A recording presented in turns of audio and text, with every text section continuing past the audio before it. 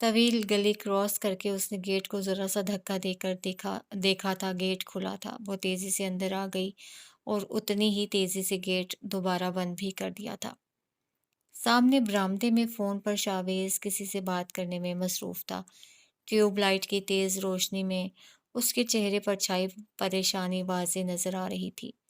اس سے کچھ فاصلے پہ ہی جائے نماز پر بیٹھی سبین آنسوؤں سے تر چہرہ لیے اس کے لیے ہی دعا گو تھی شاید۔ گیٹ کے کھٹکے پر دونوں چونکے تھے، پھر لالا نے ان دونوں کو ہی تیزی سے اپنی طرف آتے دیکھا تھا۔ سبین تو قریب آتے ہی اس سے لپٹ گئیں۔ ان کی گرم آغوش میں نہ جانے کیوں اس کے اندر کی تپش مزید بڑھ گئی۔ ضیاء کے خوف پر زرینہ پھپھو کی کڑوی کسیلی باتیں اور طعنے غالب آنے لگے۔ اس کی پلکیں بھیگنے لگی تھیں، وہ بے آواز رونے لگی تھی۔ کہاں تھیں؟ اقرا کے ساتھ تھی نا تم؟ پھر حمزہ کے بغیر وہاں سے کیوں نکلی، وہ بھی رات کے وقت؟ مجھے فون کر کے بلا لیا ہوتا۔ شاویز نے اس کا بازو دھیرے سے تھام کر اسے ماں سے الگ کیا تھا اور سوالوں کی بوچھاڑ کر دی تھی۔ وہ سمجھ گئی تھی، حسب عادت زرینہ پھپھو سے بھی کوئی کہانی سنا چکی تھی۔ شاویز بولتا جا رہا تھا اور وہ بت بنی سن رہی تھی۔ اندر کا شور زیادہ تھا، باہر کی آوازیں سنائی ہی نہیں دے رہی تھیں۔ تھکی ہوئی آئی ہے شاویز، ابھی اسے آرام کرنے دو، نہ جانے کیسے اس وقت گھر آئی ہے۔ سبین نے اسے ساتھ لگاتے ہوئے کہا، یہی تو میں پوچھنا چاہ رہا ہوں امی، کہ آخر اسے اس وقت اکیلے آنے کی ضرورت کیا تھی؟ وہ سخت غصے میں تھا اور اس کا غصہ بجا تھا۔ شہر کے حالات جس قدر خراب تھے، مرد بھی زیادہ دیر رات کو گھر سے باہر نہیں رکتے تھے، اور آج اتنی دیر اسے پاگلوں کی طرح ڈھونڈ ڈھونڈ کے وہ کس قدر خوار ہوا تھا وہی جانتا تھا۔ حمزہ چھوڑنا چاہ رہا تھا لیکن پھپھو نے منع کر دیا۔ اس نے صاف بتا دیا، لہجہ اب بھی بھیگا ہوا تھا۔ زرینہ پھپھو؟ شاویز کا تو منہ کھل گیا۔ اف میرے خدا! وہ سر پکڑ کر رہ گیا۔ حمزہ نے بھی کچھ نہیں کہا۔ سبین جیسے گہرے صدمے سے بولی، بے غیرت لوگوں کے بچے بھی بے غیرت ہوتے ہیں امی، ایک ایک لفظ چبا کر کہتی وہ اپنی اصلی جون میں واپس آئی تھی۔ اچھا چھوڑو، تم اندر جا کر آرام کرو، میں کچھ کھانے کے لیے لاتی ہوں۔ امی ہمیشہ کی طرح زرینہ پھوپھو کی بات چھیڑتے ہی بات بدل گئی تھی۔ اسے اندر ہی اندر تعصب گھیرنے لگا اور اس کی ماں ان کے خلاف دو لفظ کیوں نہیں بولتی کہ سن کر اس کی بھی کچھ روح شانت ہو۔ نہیں، میں اب سوؤں گی، اب آپ لوگ بھی آرام کریں، وہ صاف لہجے میں منع کرتی کمرے کی طرف بڑھ گئی۔ سنو، شاویز بھاگ کے اس کے قریب آیا تھا۔ وہ رکی۔ آئندہ زرینہ پھوپھو کی طرف جانے کی کوئی ضرورت نہیں، اور جہاں بھی دیر ہو جائے مجھے بلا لیا کرو، یوں اکیلے نہ نکل پڑا کرو، اوکے؟ اس کے لہجے میں بھائیوں کی دھونس تھی۔ وہ اداسی سے مسکرا دی اور سر اس بات میں ہلاتے ہوئے کمرے میں چلی گئی۔ امی اب آپ بھی جا کر سو جائیں، اس کے جاتے ہی شاویز نے ماں سے کہا۔ لیکن اس نے تو کھانا نہیں کھایا۔ وہ اداس تھیں، پتہ ہے نا آپ کو، وہ ماں کو شانوں سے تھامتا ان کے کمرے کی طرف بڑھتے ہوئے بولا۔ کتنا چڑ جاتی ہے وہ زرینہ پھپھو کی باتوں سے، ابھی کہاں ہوگی اسے بھوک؟ لیکن آپ بالکل بے فکر رہیں، بڑی ہو گئی ہے لالا، بھوک لگے گی تو اٹھ کر خود ہی وہ کچھ بنا لے گی۔ اس کی آواز میں تسلی تھی۔ سبین کو اس کی بات پر یقین کرنا ہی پڑا تھا۔ حویلی کے پائیں باغ میں برآمدے سے کچھ دور جلتے الاؤ کے ارد گرد لکڑی کی چوکیوں پر بیٹھے سبھی نفوس خوشگپیوں میں مصروف تھے۔ سب سے زیادہ گل مینا بول رہی تھی، اور اس کی باتوں پر سہراب علی خان کے بھاری قہقہے اور اوز گل کی دھیمی ہنسی کسی جھرنے کے گرنے کی آواز پیدا کر دیتی۔ سرد خاموش ماحول میں چٹختی لکڑیوں اور ان سب کی دھیمی دھیمی گفتگو بے حد خوبصورت سما باندھ رہی تھی۔ با جی، آپ نے کہا تھا اس ہفتے مجھے بھی بھائی کے پاس شہر بھیج دیں گے۔ الاؤ پہ ہاتھ سینکتی گل مینا کو اچانک ہی یاد آیا۔ کہا تو تھا، لیکن اب سوچ رہا ہوں کہ اپنے وعدے سے مکر جاؤں۔ گھنی مونچھوں کو تاؤ دیتے ہوئے انہوں نے مسکراتے ہوئے کہا۔ مینا تو تڑپ اٹھی۔ وہ کیوں با؟ جی؟ وہ اٹھ کر ان کے پاس ہی زمین پر بیٹھ گئی۔ چہرے پر ایک دم مایوسی لو دینے لگی۔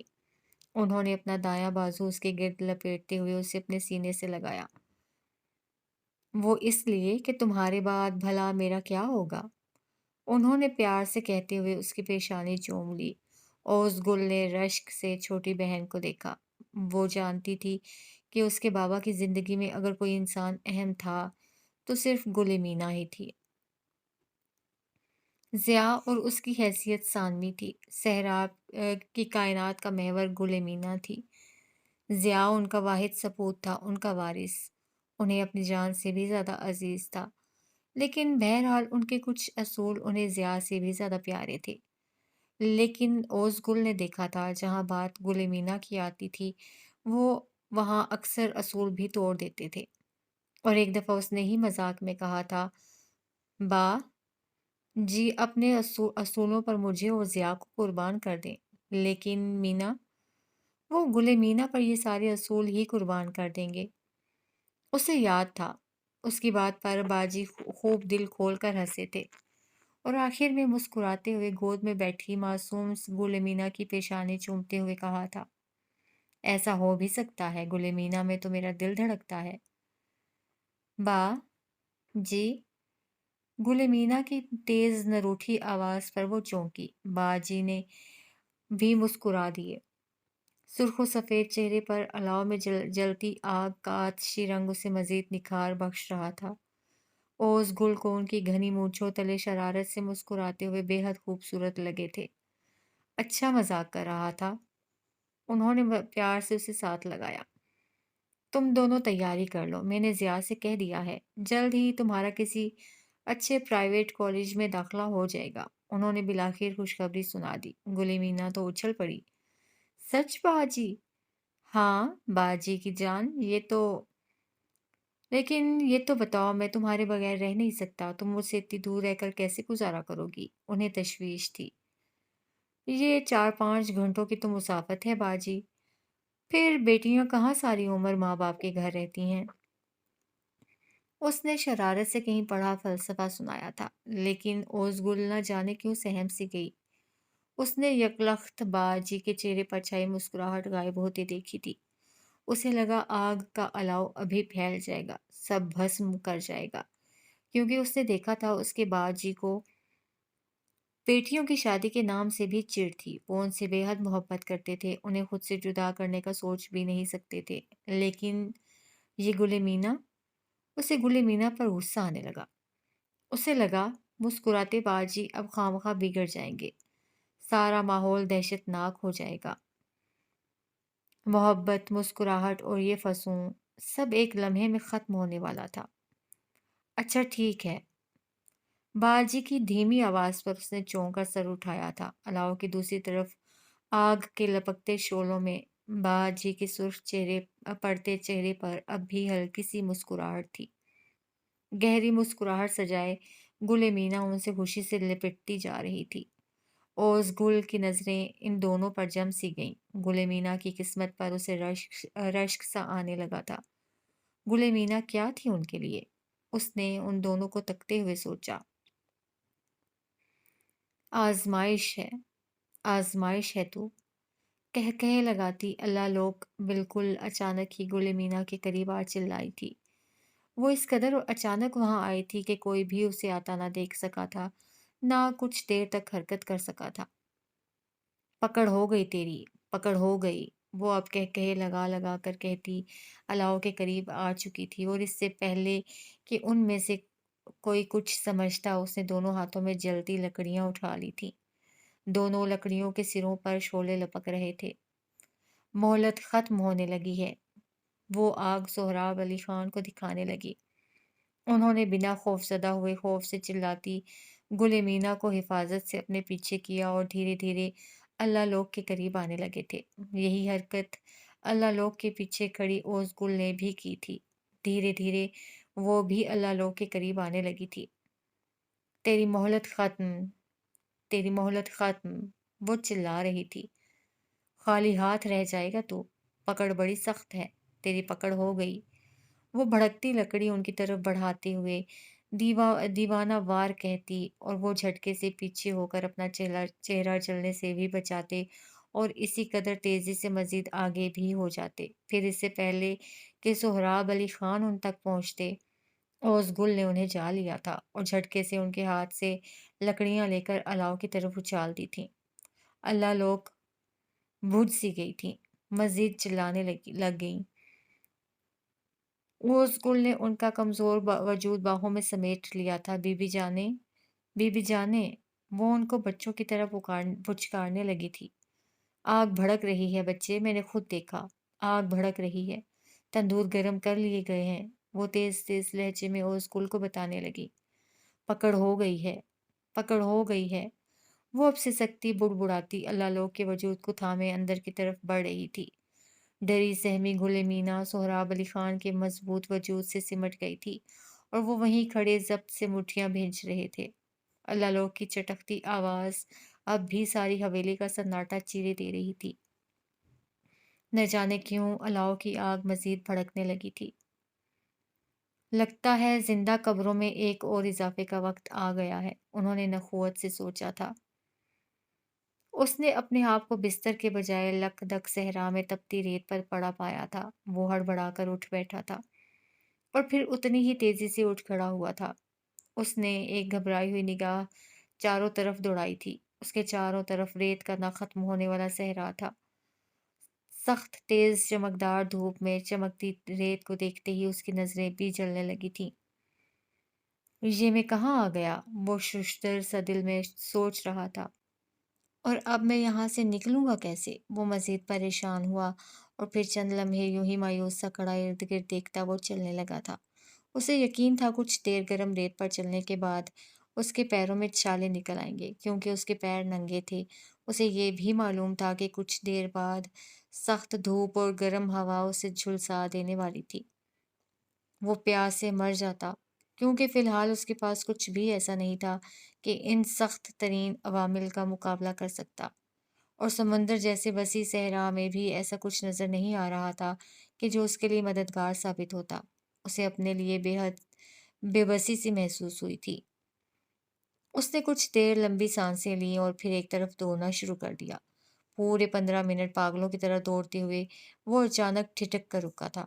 उसे अचानक ही एहसास हुआ था कि इस कदर तेज धूप में और गर्म रेत पर चलने के बावजूद भी उसे तपिश महसूस नहीं हो रही थी। ये ख्याल सिर्फ उसका ख्याल था। सर पर आग बरसाते सूरज को देखकर उसे पहला एहसास यही हुआ था कि रेत गर्म होगी और हवा झुलसा देने वाली लू की तरह, और प्यास की शिद्दत से वो एड़ियां रगड़ रगड़ के जान दे देगा। लेकिन अब उसे एहसास हुआ था इस कदर शदीद गर्मी में भी रेत नरम और ठंडी थी, और हवा भी इतनी गर्म नहीं थी कि उसकी तपिश उसे जलाकर रख देती। वो सही मानों में हैरान रह गया था। माजरा था तो क्या था, उसकी समझ से बालातर था।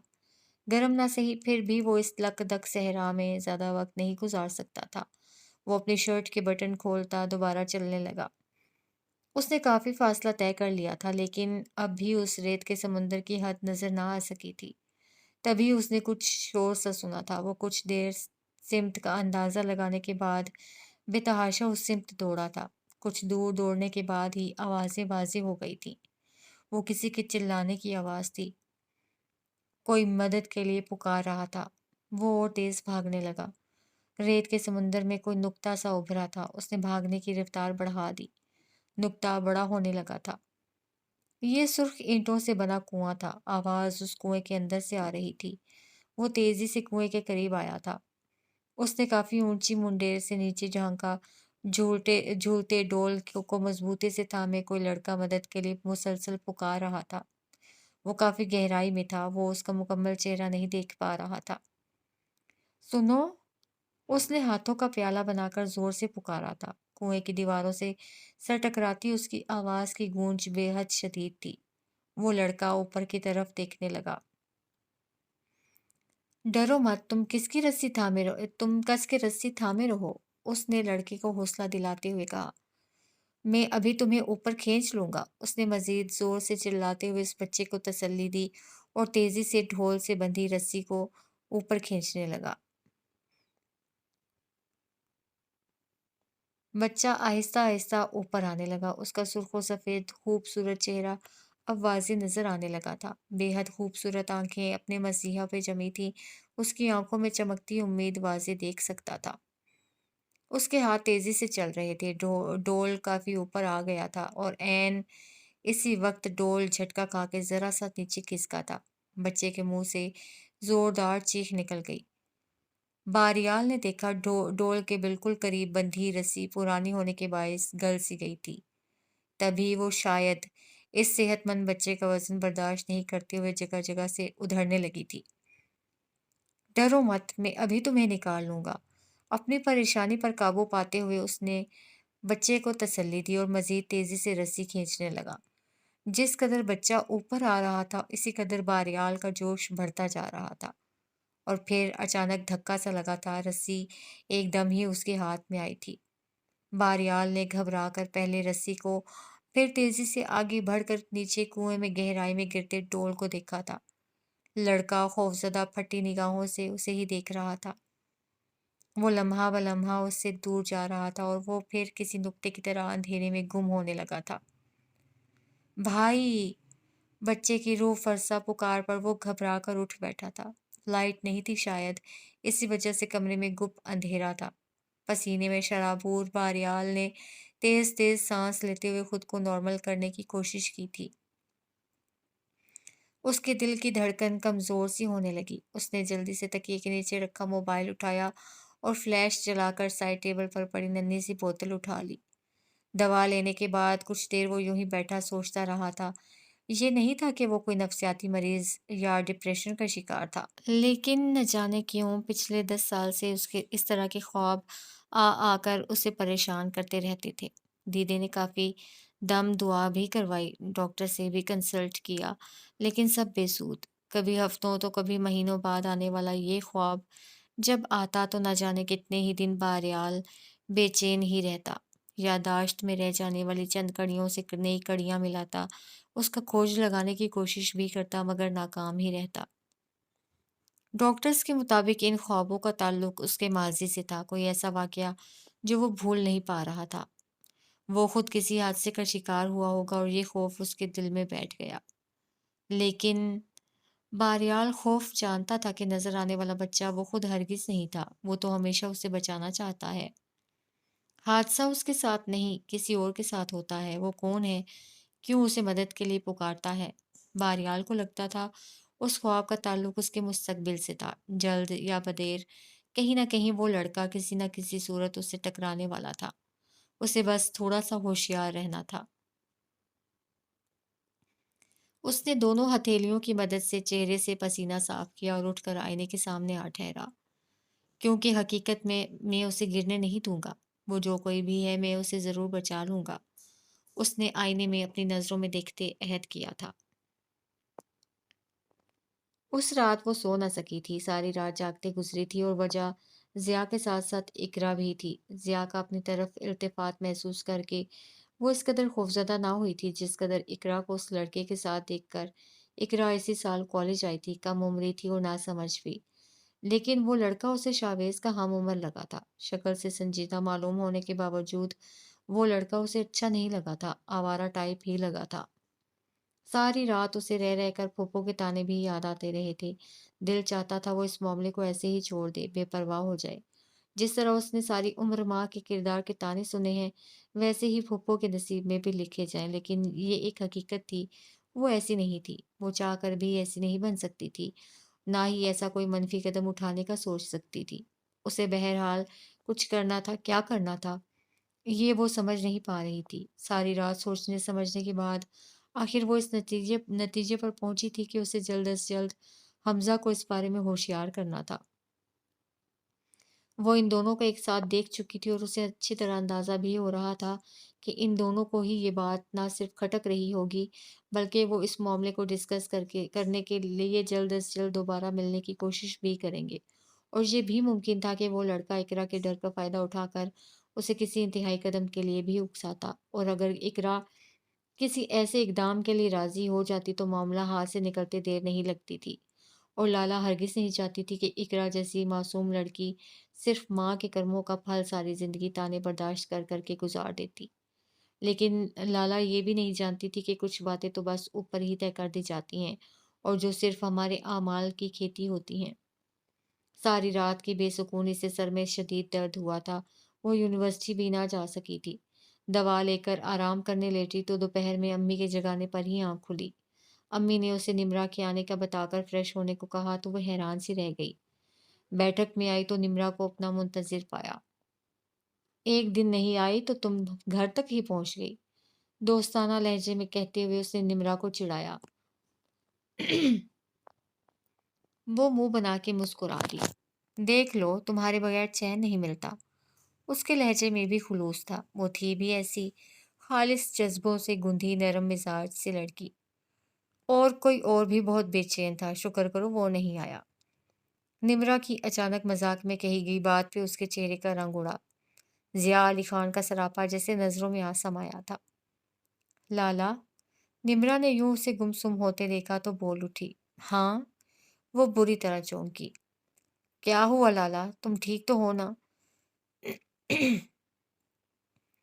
نمرا پریشان ہو گئی۔ کچھ نہیں، میں ٹھیک ہوں، لالا اداسی سے مسکرائی۔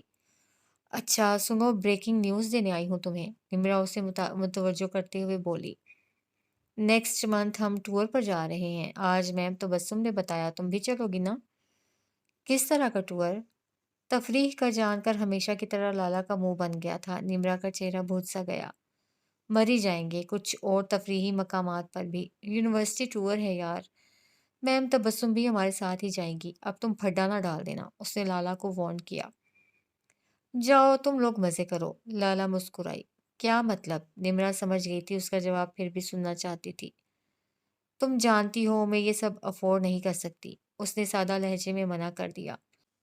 اسی وقت سبین چائے کے ساتھ لوازمات لیے اندر آئیں۔ آنٹی، سمجھائیں نا اسے، اتنی مشکل سے تو مری دیکھنے کا موقع مل رہا ہے، اب یہ ساتھ نہیں ہوگی تو میں وہاں جا کر کیا کروں گی؟ نمرا نے سبین آنٹی سے مدد چاہی، وہ نہ سمجھی سے لالا کو دیکھنے لگی۔ امی، یونیورسٹی ٹور پر جا رہے ہیں سب دوست، بس یہ نمرا کی بچی چاہتی ہے کہ میں بھی چلوں، لیکن آپ تو جانتی ہیں نا۔ تو اس میں کیا مسئلہ ہے لالا؟ انہوں نے اس کی بات کاٹتے ہوئے کہا۔ لالا حیرانی سے ماں کی طرف دیکھنے لگی۔ وہ سبین جو گھر سے اس کے نکلنے، یونیورسٹی جانے تک کے خلاف رہی تھی، شہر سے باہر جانے کے لیے اس قدر آسانی سے مان گئی تھی۔ اچھا ہے نا، تھوڑا ریلیکس ہو جاؤ گی، یہاں تو تم سارا دن پڑھائی اور ادھر ادھر کی فضول باتوں ٹینشن میں خود کو ہلکان کیے رکھتی ہو، کچھ دیر اس سب سے دور پرفضا مقام پر اپنے دوستوں کے ساتھ انجوائے کرو گی تو اچھا لگے گا تمہیں۔ لیکن امی، وہ حیرانی سے پوچھنے لگی، آپ کو میری فکر نہیں رہے گی؟ نمرا ہے نا تمہاری ساتھی، جس کی اتنی اچھی بہن جیسی دوست ہو، اس کی بھلا کیا فکر کرنی؟ یہ ہوئی نا میری آنٹی والی بات، نمرا چلاتے ہوئے ان سے لپٹ گئی۔ سبین محبت سے مسکرا دی۔ لالا کی نظروں میں البتہ سوچ کے سائے گہرے تھے، کوئی تھا جو اس کی سوچوں پر سوار تھا۔ باجی، آپ نے بلایا؟ اسٹڈی روم کا جہازی سائز دروازہ دھکیلتے وہ وہیں رکتے ہوئے بولی تو اپنی مخصوص چیئر پر بیٹھے باجی نے کتاب سے نظریں ہٹا کر اسے دیکھا۔ یہ کمرہ اس حویلی کا سب سے بڑا کمرہ تھا۔ ملازموں سے سنا تھا کہ یہ کمرہ سہراب علی خان کے بڑے بھائی نے بہت محبت سے بنوایا تھا۔ 3 کمروں کی درمیانی دیواریں ہٹا کر تینوں کمروں کی چھتوں کو جگہ جگہ خوبصورت منقش ستونوں کا سہارا دے کر اسے ایک وسیع و عریض ہال کی شکل دے دی گئی تھی۔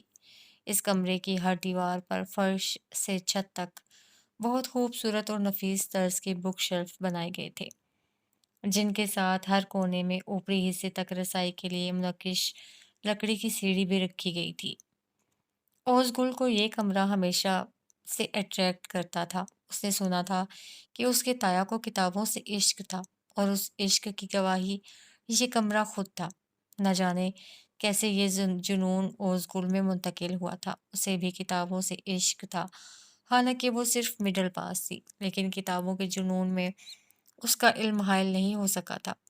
کبھی کبھی اس کا دل کرتا وہ فراغت سے اس کمرے کے خوابیدہ ماحول میں بیٹھ کر سارا دن کتابیں پڑھتے ہوئے گزارے، لیکن یہ کمرہ صرف باجی کے زیر استعمال تھا، اور یہاں کسی کو بھی آنے کی اجازت نہیں تھی۔ گل مینا آ سکتی تھی، لیکن اسے کوئی ایسا شوق نہیں تھا۔ کتابوں کو دیکھ کر تو وہ یوں بھاگا کرتی جیسے کوئی بدروح دیکھ لی ہو۔ سو اوزگل کا یہ جنون ایک خواب ہی رہا تھا۔ اب بھی اسے باجی نے یہاں بلایا تھا، لیکن وہ دروازے پر ہی رک گئی تھی۔ आगे ना जा सकी थी। आ जाओ बच्चे। बाजी ने उसकी हिचकिचाहट महसूस करते हुए आवाज दी, तो वो धीरे धीरे उस कमरे का फसूं अपने अंदर उतारती उनके करीब आ गई। मैंने गुले मीना का एडमिशन करवा दिया है, कल ज़िया आएगा तो तुम लोग उसके साथ ही जाओगे। बाजी ने किताब मेज पर रखते हुए उसे बताया। हम लोग? वो हैरान हुई। हाँ, तुम भी गुले मीना के साथ जाओगी। वो भी अभी समझदार नहीं है कि अकेले रह सके। जब तक उसकी तालीम मुकम्मल नहीं हो जाती, तुम उसके साथ ही रहोगी। और इस तरह मुझे ज़िया की भी फ़िक्र नहीं रहेगी। मुलाज़मों का क्या भरोसा? किस चीज़ का ख़्याल रखते हैं, किस चीज़ का नहीं। और उन्होंने ओज़-गुल की तरफ देखते हुए कहा,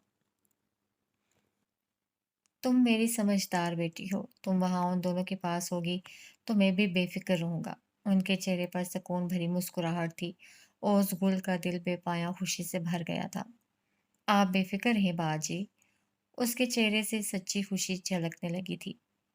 अब तुम लोग पैकिंग कर लो ताकि बाद में परेशानी ना हो। ज़िया को तो तुम जानती हो, आंधी-तूफ़ान की तरह आता है, चला जाता है। ज़िया का नाम लेते ही उनके लहजे में मिठास घुलने लगी थी। जी बाजी, मुअद्दब लहजे में कहती वो बाहर निकल गई। मरी की खूबसूरत वादी में दाखिल होते ही किन-मिन सी बारिश ने उनका इस्तकबाल किया था। हर तरफ बिखरी रुई के गालों जैसी शफ़ाफ़ बर्फ़ इन सब की आंखों में रोशनी भर गई थी। सभी नफूस बेहद खुश थे। चीड़, पाइन, शाहबलूत के ऊंचे-ऊंचे दरख्त शाम के साय को फैलने में मज़ीद मदद दे रहे थे। बस में सवार लड़के-लड़कियां खिड़कियों के पर्दे हटाए कुदरत की सनाई को देखने और सराहने में मसरूफ़ हो चुके थे। लाला की नज़रें भी बारिश के कतरों से धुंधले शीशों पर जमी थीं। उसकी साइड पर डहलवान में लगे दरख्त और गहरी खाई थी। उसे इन दरख्तों को देखकर हैरत हुई थी। डहलवान में लगे दरख्त और नीचे खाई में जा बजा मौजूद रिहायशी मकान और पत्थरों से बनी मस्जिदें सब उसे वर्ताए हैरत में डाल रही थीं। बारिश के कतरों ने जब मंजर धुंधलाने शुरू कर दिए किए तो उसने सर्दी की परवाह किए बगैर तेजी से शीशा हटा दिया था। बारिश की छींटें अंदर आ रही थीं और उसके कंधे से लगी खिड़की के पार तकती निमरा और उसका चेहरा भिगो गई थी। निमरा झटके से पीछे हुई और लाला पीछे होने के बजाय मजीद आगे, यूं कि ताज़ा ठंडी हवा और उसका फुआर उसका चेहरा छूने लगी। सफ़ेद कामदार चादर सर से ढलक सी गई तो जैसे उसके रेशमी बालों को नवीद सी मिली थी। काली स्याह लटें उस आज़ाद होते ही उसके खूबसूरत चेहरे पर रक्स करने लगी। डोर स्टेप पर ठहरे ज़िया की निगाह सबसे होती उस परी पैकर पर आ ठहरी थी और फिर गोया वापस पलटना ही भूल गई। उसको चार सू चांदनी सी बिखरती महसूस हुई। सोना सा चमकता महसूस हुआ था। लंबी काली पलकें गिराए चेहरा खिड़की के करीब किए वो न जाने कौन सा सुर अपने अंदर उतार रही थी। लाला, शीशा बंद कर दो यार, सर्दी है, बीमार पड़ जाओगी। ज़ोहरा ने दूर से उसे पुकारा था। ज़िया ने घनी पलकों को यकबारगी उठते देखा। हाय, महसूस तो करो, मरी मुझे वेलकम कर रहा है। मुस्कुराते हुए उसने गरूर से कहा तो सब लड़कियों ने मिलकर ओए होए का नारा लगाया। लाला और निमरा शरारत से हंस दी। दो खूबसूरत रंग बदलती सी झलक देती आंखें भी मुस्कुराई थीं और फिर अचानक ही ज़िया ने आगे बढ़कर चलती बस का दरवाज़ा खोल दिया था। ओए! पायदान पर बैठे बेचारे लड़के जो सीट न मिलने की वजह से कुर्बान हुए थे, तड़प के उठे सब उनकी तरफ मुतवज्जो हुए थे। ये क्या ज़िया? सामने बैठी मैम तो बस ने हैरानी से उसे देखा। मैम, देखें तो मरी किसी को वेलकम कर रहा है। गहरी मुस्कुराती नज़रों से उसने लाला को तकते हुए कहा, वाओ! सब ने तारीफ़ी अंदाज में कहते हुए हल्की-हल्की ताली बजाना शुरू की थी। लाला ने बस एक नज़र ज़िया अली ख़ान को देखा और अपनी साइड का शीशा बंद कर दिया था। बाकी सब अलबत्ता अब ज़िया की तकलीद में खुले शीशों से मौसम एंजॉय कर रहे थे। गाड़ी में कुछ बेसुरों ने ताल भी छेड़ दिए थे। बारी, दीदी की पुकार पर उसी ने सर उठाकर माँ को देखा, फिर लैपटॉप बंद करके साइड पर रख दिया। माँ जब भी उसके पास होती वो यूं ही सारे काम समेट लिया करता था। दीदी उसके करीब ही सोफे पर बैठ गई। तुम्हारा काम काफी बढ़ गया है। انہوں نے محبت پاش نظروں سے اس کے وجود کو حصار میں لیا تھا۔ کچھ دنوں کی بات ہے دیدے، سائٹ کا کام ختم ہوتے ہی فارغ ہو جاؤں گا۔ ان کا ہاتھ تھامتے ہوئے وہ ادب سے بولا تھا۔ اصل میں سوچ رہی تھی کہ دیدے بولتے بولتے رک سی گئی۔ کیا ہوا دیدے؟ وہ پریشان ہو گیا۔ تمہیں امن کیسی لگتی ہے؟ ان کی اگلی بات پر وہ حیران ہوا تھا۔ یہ اچانک امن میم کیسے یاد آ گئی آپ کو؟ وہ حیرانی سے ان کی آنکھوں میں دیکھتے ہوئے بولا۔ ہر وقت تو پرچھائی کی طرح تمہارے ساتھ رہتی ہے، اس میں یاد آنے والی کون سی بات ہے؟ دیدے برا منا گئی۔ اف! وہ دونوں ہاتھوں سے سر پکڑ کر بیٹھ گیا۔ آپ کچھ الٹا سوچ رہی ہیں نا دیدے؟ وہ سوالیہ نظروں سے انہیں دیکھتے ہوئے پوچھنے لگا۔ تو کیا غلط سوچ رہی ہوں؟ دیدے نے الٹا اس سے سوال کیا۔ بالکل غلط، وہ فوراً اٹھ کھڑا ہوا۔ لیکن کیوں؟ دیدے بھی اٹھ کھڑی ہوئی۔ اتنی پیاری تو ہے وہ، پھر دیوانوں کی طرح تمہارے ارد گرد چکر کاٹتی رہتی ہے۔ بات کے آخر میں وہ شرارت سے مسکرائی تھی۔ بہرحال نے خفا نظروں سے انہیں دیکھا تھا۔